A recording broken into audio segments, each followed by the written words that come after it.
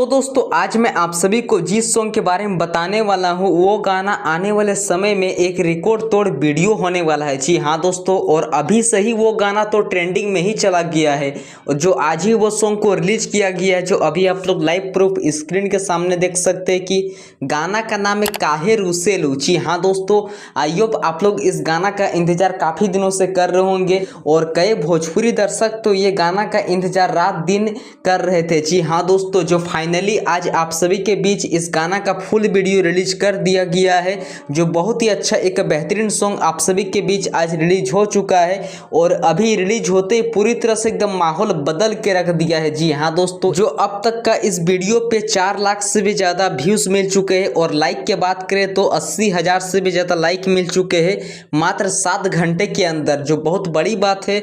जो 7 घंटे के अंदर इतना ज़्यादा व्यूज़ मिले हैं और मेरे अंदाज से लगते है कि ये गाना रात तक 1 मिलियन से भी ज़्यादा व्यूज़ मिल जाएंगे। बट ये इस गाना का अंतराल काफ़ी एक बेस्ट लाइन दिया गया है।